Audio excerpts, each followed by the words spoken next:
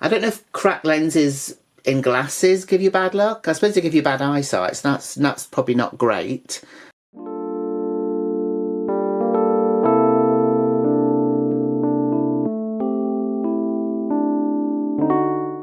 Hello again and welcome back to March Payne's Midlife Dolly Crisis, and as you can see I've finally managed to get Catty Noir from Monster High. Now I mentioned this doll in a video that I did earlier in the year when I was basically discussing the dolls that I wanted to get in 2025, and she was on that list. I actually found her very difficult to get hold of. Smith's, which is the main sort of toy retailer in both Ireland and the UK, just don't seem to have her in stock. She was on the website, but you couldn't order her for delivery.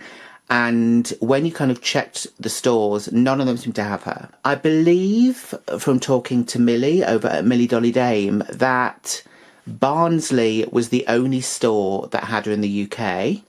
And here in Ireland, I actually managed to find her in Tala. So if you're in Ireland and you want to get hold of her, I know that they still have maybe 2 in stock now, because there was 3 and then I've obviously got this one.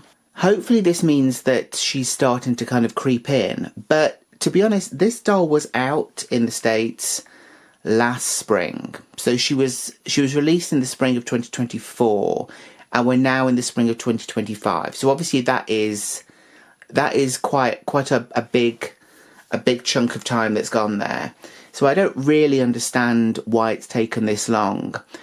I don't know if it's because of the waves of these dolls, because they seem to release kind of odd ones here and there, and maybe she just kind of fell through the gap.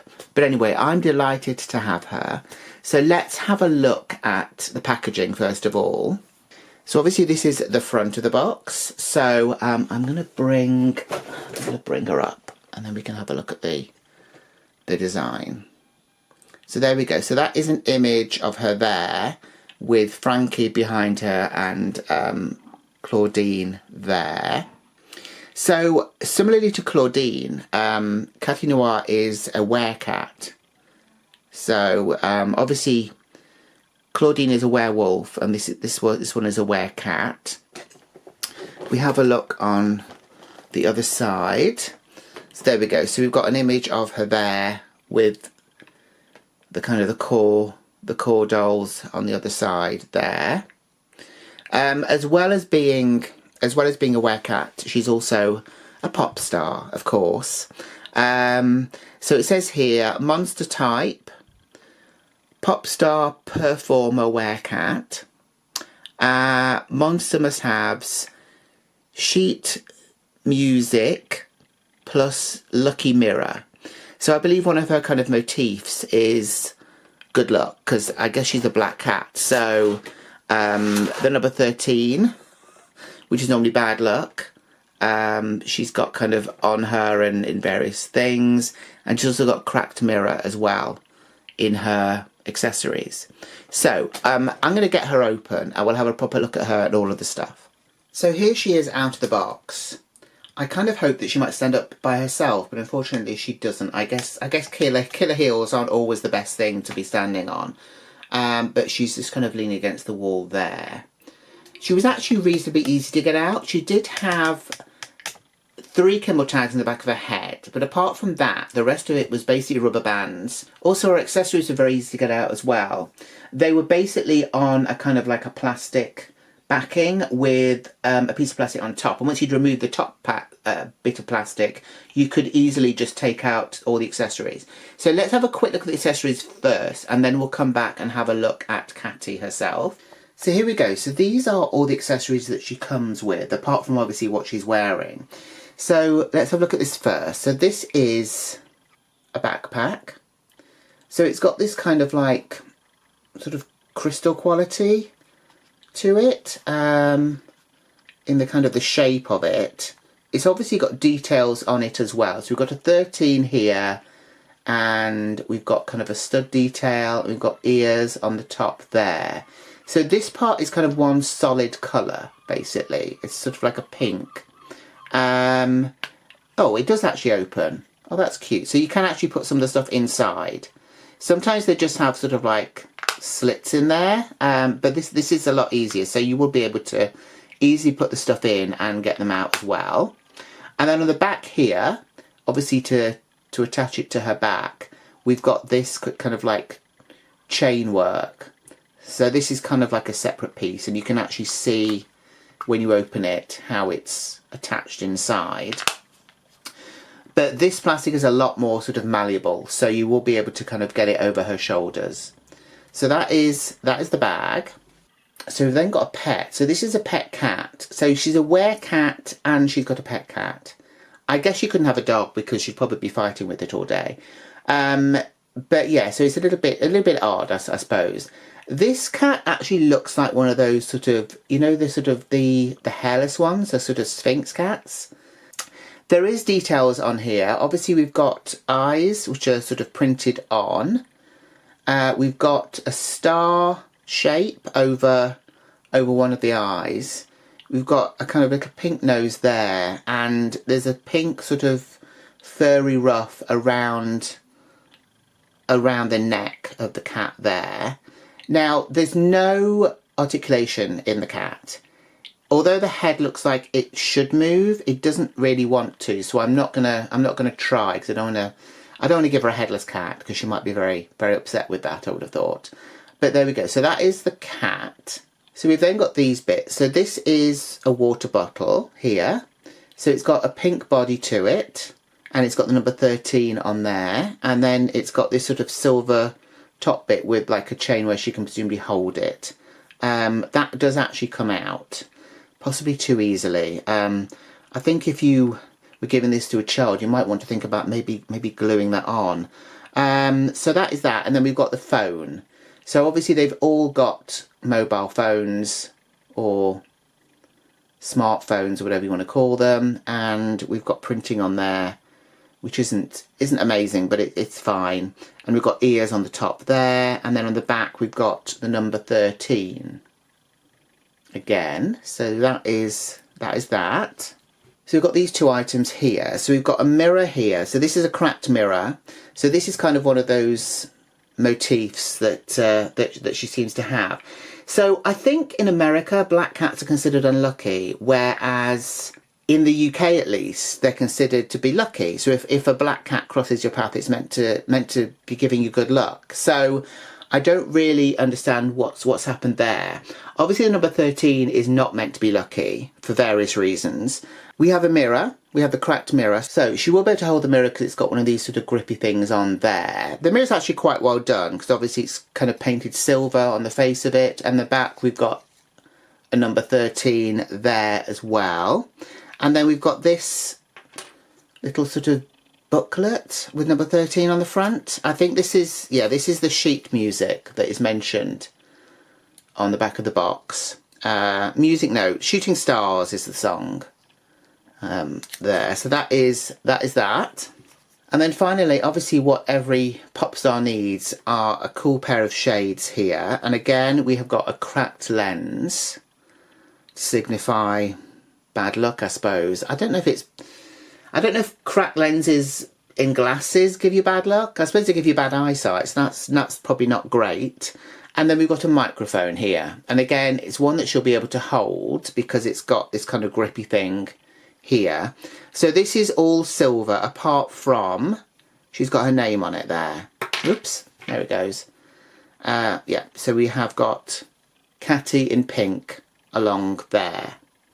So that's the accessories. Now let's have a look at the doll. So I think one of my concerns about this doll was I wasn't really sure what the quality of the hair was going to be like. But this hair is actually very soft. So this is obviously the nice stuff. And she's got micro braids in it as well, which again, they are very soft. So it doesn't feel as though there's two different textures going on. They're both as soft, but obviously, you know, the micro braids are more sort of like, I guess, string that they've used, kind of a very kind of fine thread maybe. And we have got sort of the proper dolly fibre hair there. And obviously it's bright pink, which is great. I really love the contrast between her very dark skin and the kind of bright hot pink that she's got going on. And obviously that's kind of all the way through her. It's not just the hair. It's also part of her outfit and also her accessories as well. So her face is very nice. We've got baby hairs around the top of her head there. We've also got sort of like a deep pink eyebrow going on. The eye makeup is also very nice. She's also giving a side glance, which, as you know, I do really like in dolls. Yeah, so she's got some stars on her face here, just under her eyes. She's also got a kind of an ombre lip going on.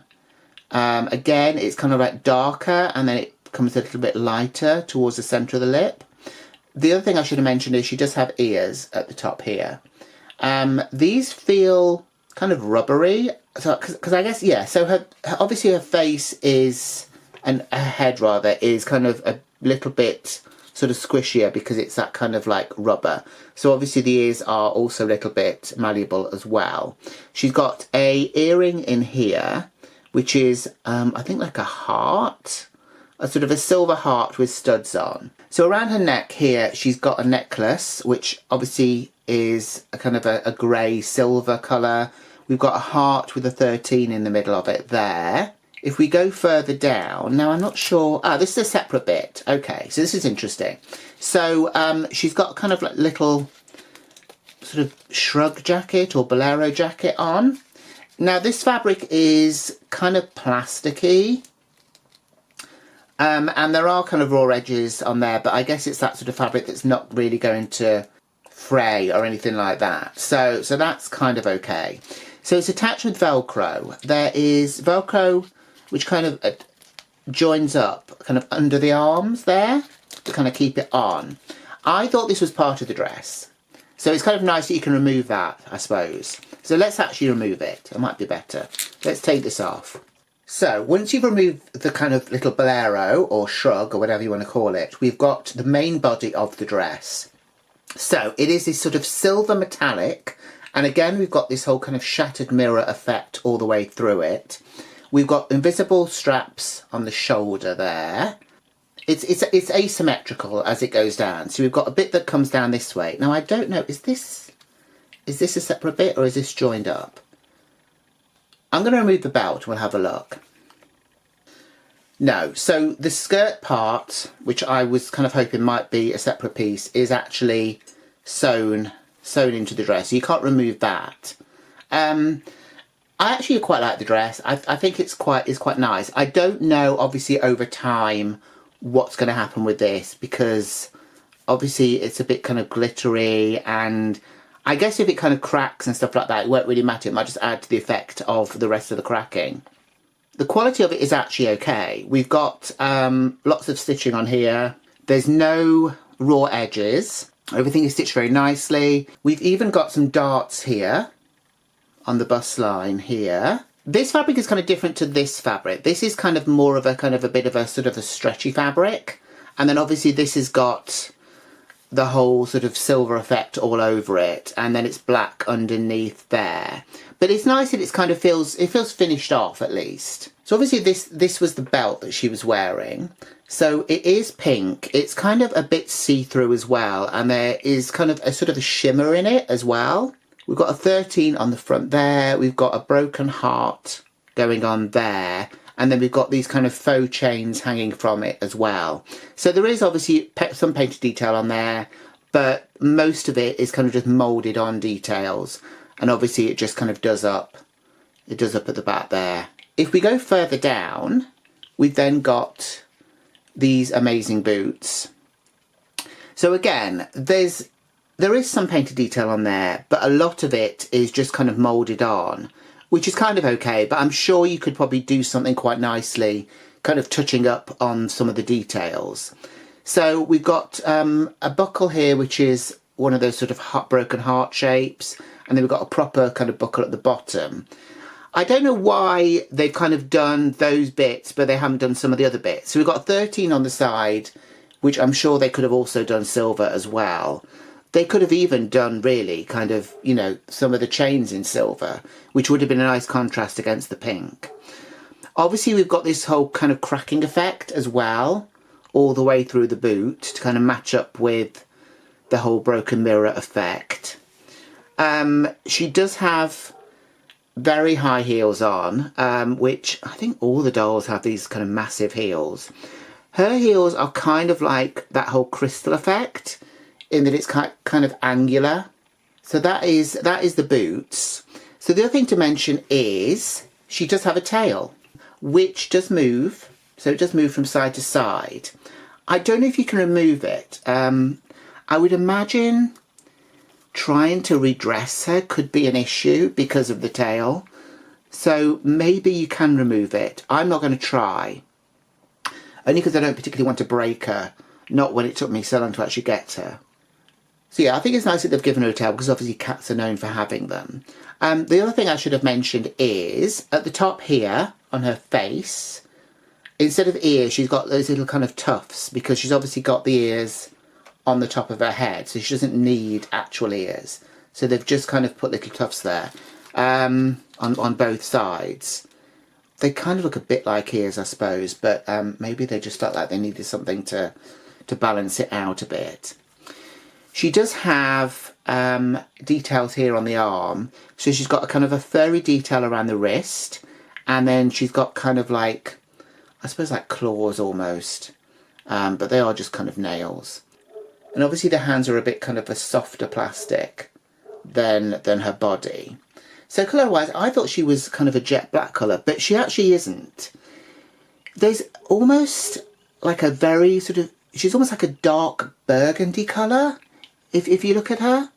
So it's a kind of a browny, sort of maroony burgundy colour, but really deep, like the deepest of deep that you can get without it being quite sort of jet black, which I do really like. Again, I think the colour of the skin and the contrast with the kind of the hot pink go so well together, and also with this the sort of the shininess of the silver as well. So look, I'm going to get her dressed up in the rest of her stuff and her accessories. I will have a final look at her. So here she is. I've put a bit of stuff on her. I did try and put the glasses on her, but they're kind of weird, only because obviously she doesn't actually have ears. So you don't really know what you're putting them on. I don't really think they go that well on those kind of tufty bits at the side. Also, mine seem to be a little bit bent up. Yeah, so my glasses here, they've gone a bit bent up. I think probably because they've been in the box for so long and the plastic has gone a bit funny. So I might have to try and heat it up and straighten them out a bit. I'm presuming they're not meant to be as kind of like bent up as mine are, even if they do have a cracked lens to them. So yeah, so that is one little issue. I don't know if anyone else has experienced this. Also, I don't really understand the colour because she's got nothing else blue at all. It's just kind of like a random clear blue pair of glasses. Do you think they would have given her kind of pink ones? Or even kind of, you know, silver framed ones maybe, but they've given her blue and I don't quite understand why they've done that. So I know originally when we had images of the doll, there was some controversy. People weren't happy with the size of her. I think because maybe they were harking back to the first generation of Monster High dolls, where basically they all had the most spindly little bodies and they all had the same body. And I understand why that would have been, because it meant you could easily change the clothes and it made it easier to sort of mass produce these bodies. I like the fact that she's a bigger doll. I don't have time for fat phobia, and neither should you. I think if there's one thing that Monster High is always trying to teach us, it's that everyone is valid. No matter if you're a monster or whatever, it's, you know, we all have a place in the world. So I kind of think that if you're moaning about the fact that, you know, she is a chunkier doll, you have missed the whole meaning of what Monster High is all about. So what do you think of her? Let me know down in the comments below. So I hope you've enjoyed the video. If you have, please give it a like. Please subscribe if you haven't already. And please join me again for another video soon. So until then, take care. Bye.